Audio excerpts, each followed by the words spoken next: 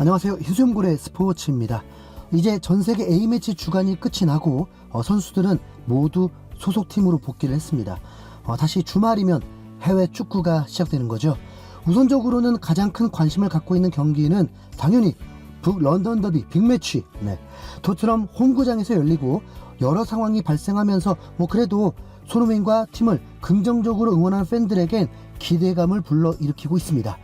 토트넘 선수들의 최근 근황부터 좀 살펴보죠. 먼저 비수마가 지난 시즌까지는 득점에 큰 관여가 없던 선수인데 이번 시즌 정말 다릅니다. 3라운드 사이에 리그에서도 골을 넣더니 A매치 주간 두 경기에서 모두 골을 넣으면서 진짜 작정하고 골을 넣고 있습니다. 비수마는 말리의 국가대표 선수인데 올해 초에는 국가대표도 잘리면서 매우 불만스러워했고 협회 인스타 팔로우도 취소해버리기도 했는데 네이션스컵 조별리그에 다시 부름을 받고 모잠비크와의 경기에서 박스 밖에 중거리 슛으로 퀄리티가 높은 득점을 했고, 이번 두 번째 조별리그 경기에서는 처음 들어보는 에스와티니와의 경기에서도 선제골을 넣으면서 팀의 승리를 이끌었습니다. 팀의 조직력에 큰 관심 없고 비수마가 전반 7분 상대 수비의 실책으로 볼을 소유했을 때 지체 없이 약 13m 거리에서 슈팅을 했고 강력한 슛이 그대로 골이 되었습니다. 비수마가 지금 슈팅이 달라진 게 뭐냐면 안 뜹니다.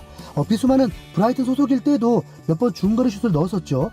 비수마의 테크닉과 슈팅력이 좋다는 건 알았지만 토트넘에서 중거리 슛을 쏘게 될 때 볼이 떠버리면서 아쉬워했던 적이 몇 차례 있었습니다. 그런데 이번 시즌은 볼이 뜨질 않고 정확도까지 올라가다 보니까 7월 프리시즌부터 현재까지 벌써 4골을 넣었는데 모두 퀄리티가 좋은 골들이라서 팀에 확실히 도움이 될 수 있을 것으로 보입니다. 토트넘 뉴캐슬전에서 프리킥 찬스 때 비수마가 간곡하게 원했던 이유가 있었던 것 같습니다. 선수들과 다시 약속 잘 잡아라. 그런데 좀 문제가 발생을 했습니다. 이 경기 후반 20분에 태클로 부상을 당했고 절뚝이면서 교체가 되었다는 건데 우선 타박상이기 때문에 외대고르 같은 상황은 아닙니다. 아시죠? 외대고르가 대형 부상을 당하면서 최소 3주 가까이는 출전을 못하게 되었습니다.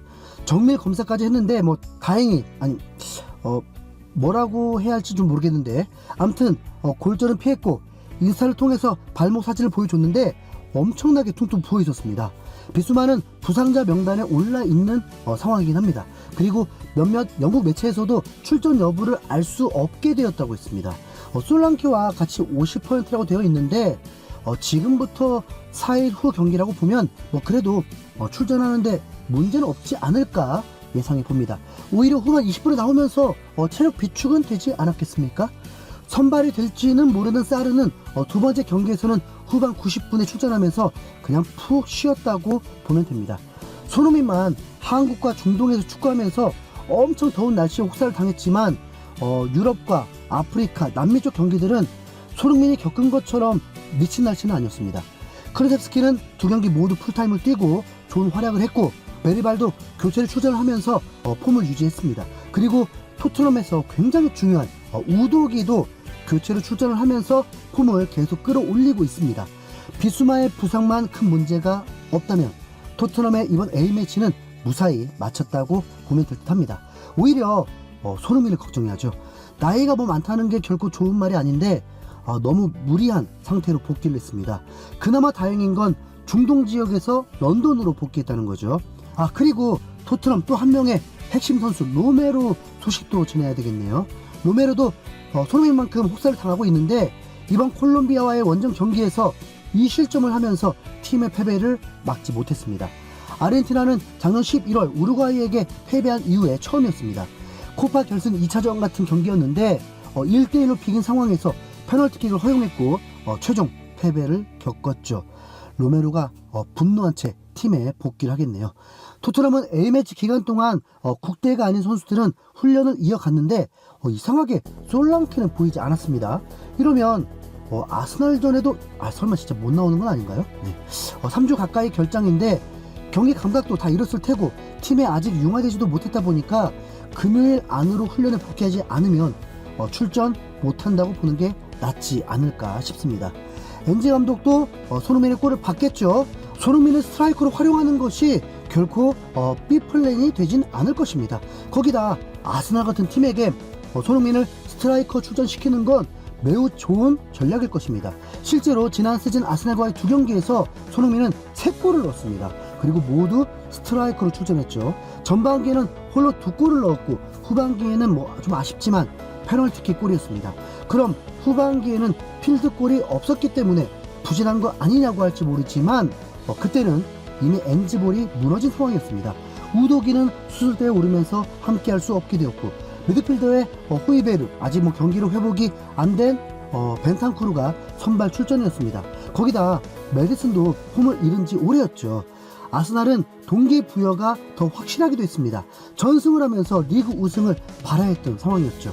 토트넘은 몰아붙이면서 점유율을 극도로 높였지만 아스날은 틈만 보이면 득점을 하면서 토트넘은 전반에만 3실점을 해버렸습니다.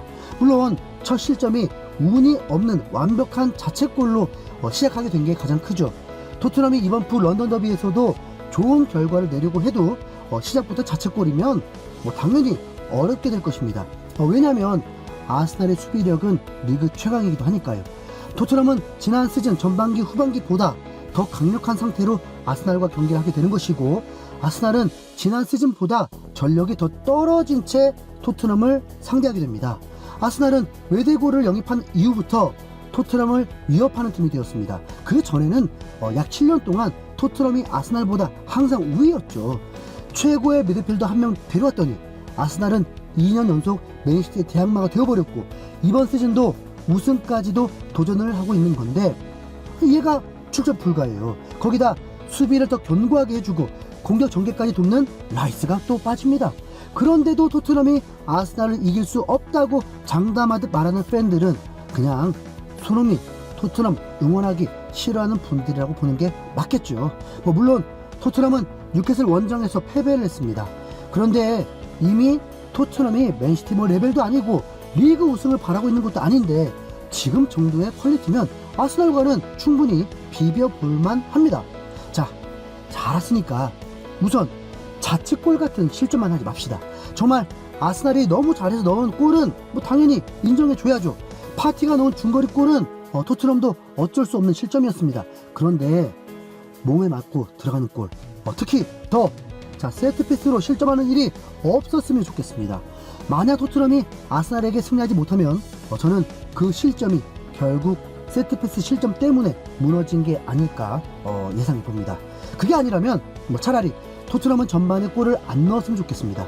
토트넘은 저력을 보이면 몰아붙이는데 일가견이 있는 팀입니다. 꼭 뒤지고 있을 때 쫓아는 가더라고요. 문제는 뒤지고 있을 때잖아요. 그런 일 자체가 생기지 않으려면 차라리 전반 양팀 무득점이 더 승리할 수 있는 확률이 높다고 봅니다. 혹시라도 전반에 토트넘이 골 못 넣었다고 토트넘 못한다라고 하지 마십시오. 상대는 토트넘보다 더 전력이 좋은 아스날이니까요. 물론 2대0, 3대0 이렇게 이겼으면 좋겠지만 그건 솔직히 좀 욕심 아니겠습니까? 솔직히 정말 만약 먼 미래를 위해서라도 토트넘 골과 무실점 둘 중에 무엇을 선택하겠냐고 한다면 저는 아스날 상대로 무실점하는 걸 선택하고 싶습니다. 그만큼 토트넘이 순위 상승을 하려면 실점이 줄어드는 게 더 중요할 테니까요. 자, 뚜껑은 열어봐야 알겠죠. 토트넘이 이기고 아스날이 패배하면 승점이 같게 됩니다. 지금 10위인데요. 자, 빨리 위로 올라가야죠. 다음 컨텐츠로 찾아오겠습니다. 이상 흰수염고래였습니다.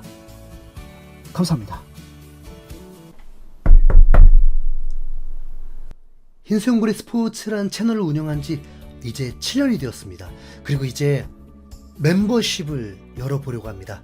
스포츠를 좋아하는 일반인일 뿐 다른 채널들에 비해서 항상 부족해 보여서 민망하고 그랬지만 유튜브에서 저를 좀 힘을 실어주는 요청도 있었고 이를 계기로 흰수염고래 스포츠가 한 단계 도약할 수 있다면 좋지 않을까 싶습니다.